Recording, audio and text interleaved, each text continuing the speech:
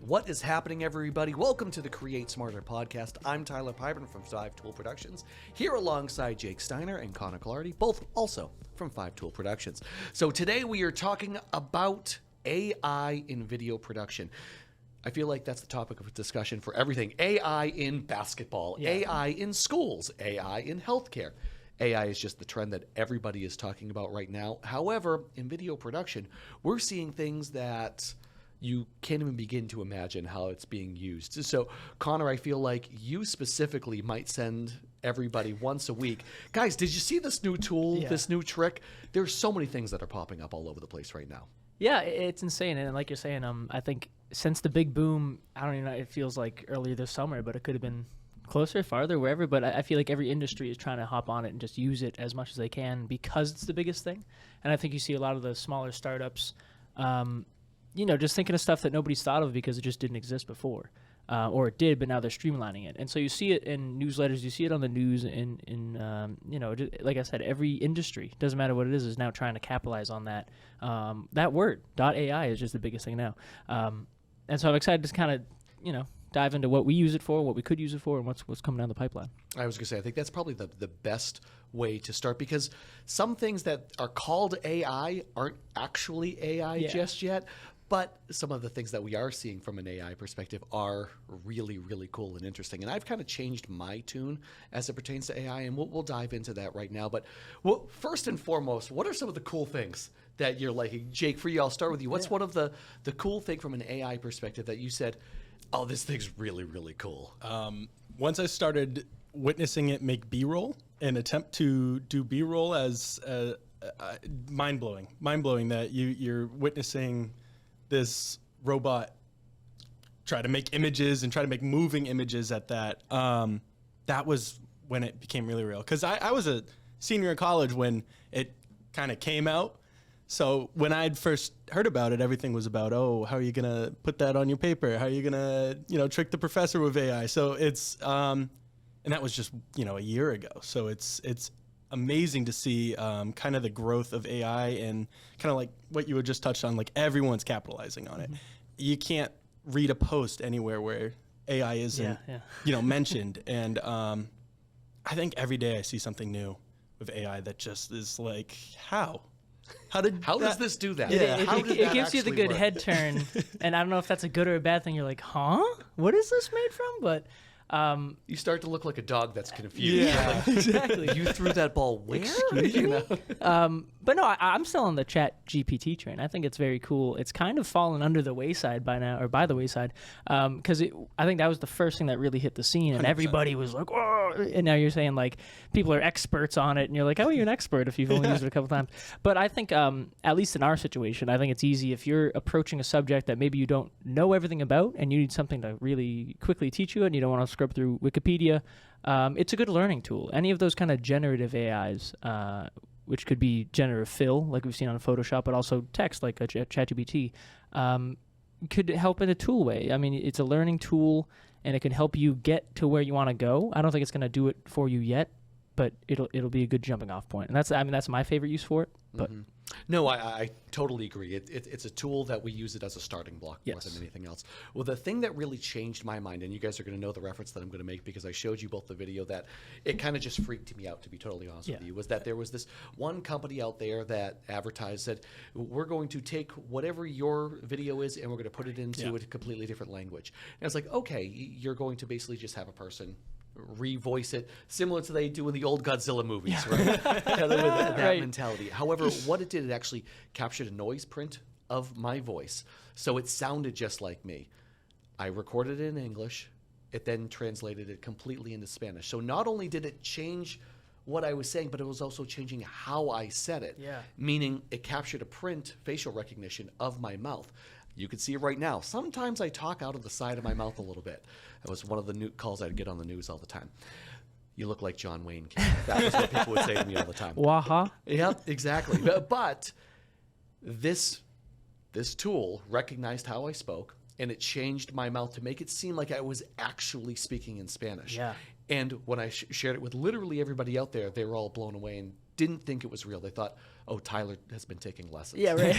You know, and so I spoke about the Boston Red Sox, and it was completely in Spanish. And to me, when I saw that, that was the first time I said, oh my goodness, this is going to completely change the way we do things. This ain't The no way- joke. This is because that same company also has the ability to go ahead and make, you know, you could say, I want a 45-year-old African-American male from California with this dialect, and it would create a person, and then you could give that person a script, and it would say, ooh, I like these gestures more. So you can literally create an avatar that is a real-life person. It feels that way. You become the to extent. puppeteer almost. Exactly. And if you didn't know it, you'd be looking for it. But if you had no idea, you'd say, yeah, that's just a person reading a script. That's a spokesperson. Yeah. So these are the types of things that I look at and I say, they are going to completely change the way we do things. And we've talked about this a little bit beforehand.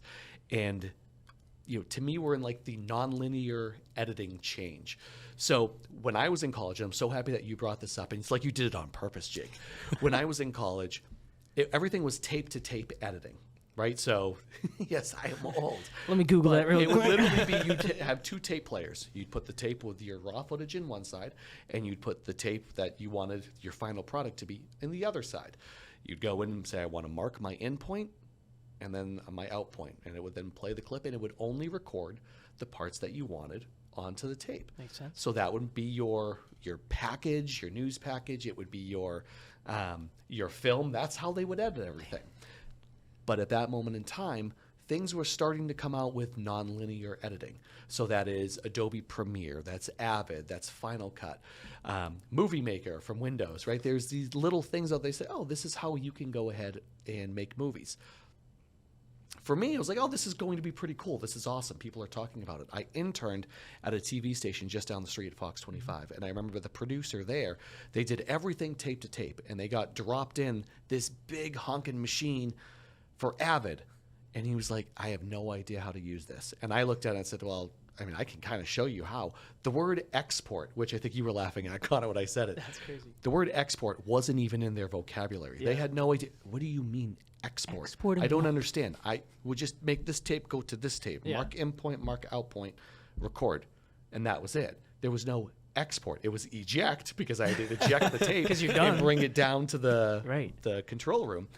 But at that point in time, it was, oh, things are going to completely change. And you know, about 3 years later, I was up in Northern Maine at a TV station, and everything was nonlinear editing. Yeah. Everybody was doing it, and if you said tape to tape, they'd all giggle at you, say, "No way are we going to go tape to tape." Yeah, no, right that's now, retro. no way in hell would someone go tape to tape.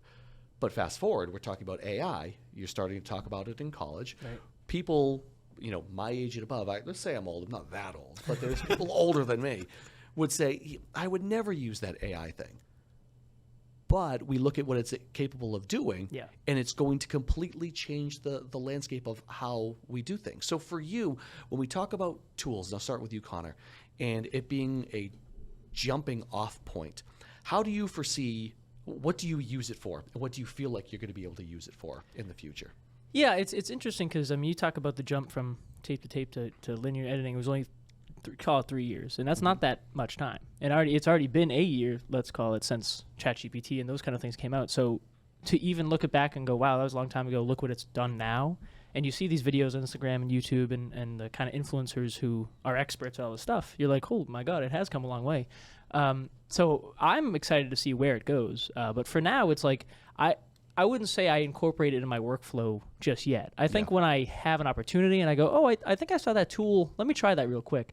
You know, mainly comes to mind is like Adobe's podcast, the audio enhancer. Is like, that's AI, apparently. I don't know how it works. I'm not going to ask, but it works like a charm. It's great when you need to clean up audio. It works great, great. So like that's a big way I use it. You know, we talked about ChatGPT, and it's like, okay, I need to start a script, or I need to think of a podcast or a blog post or something. Let me type something in so it can get me, the ball rolling, then I'll take it and go from there.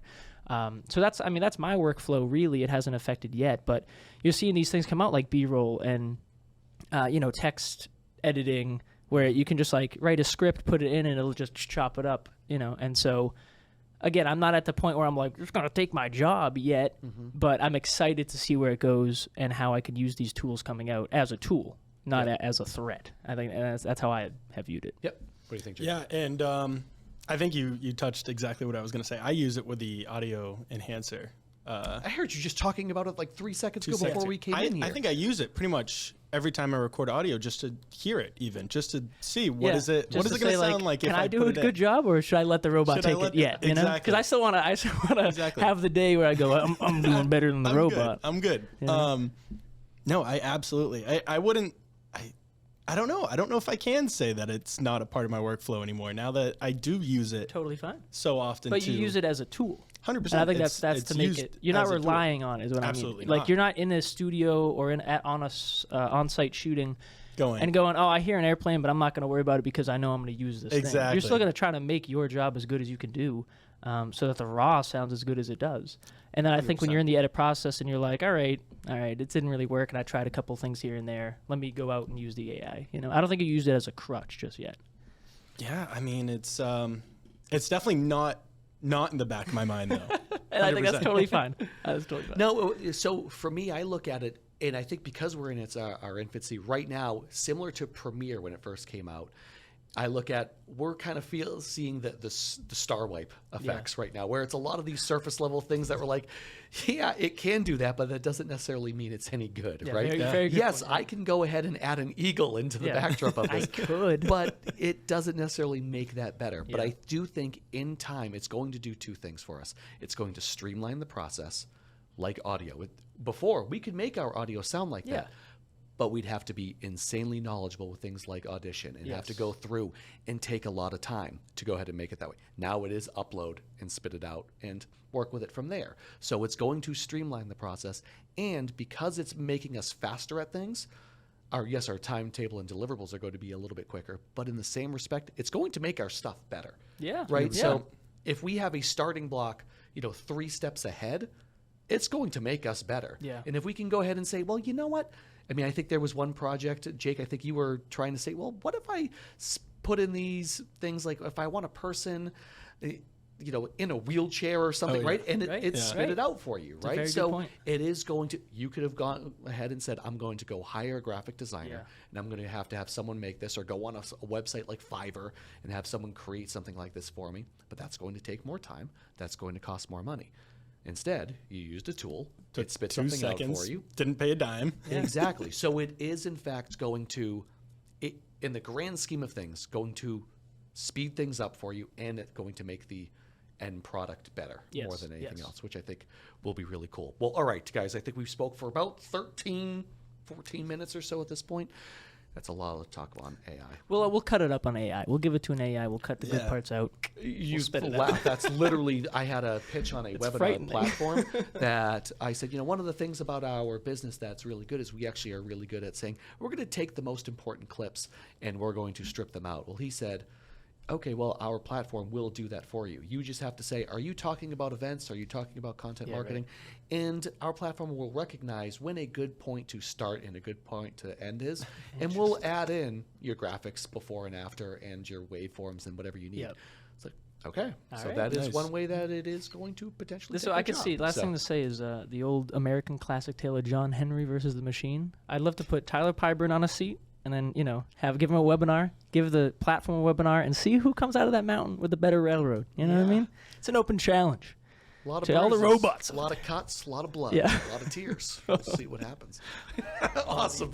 Well, he is Jake Steiner. He is Connor Clardy. I'm Tyler Pyburn. We're from 5 Tool Productions. This has been another episode of the Create Smarter podcast.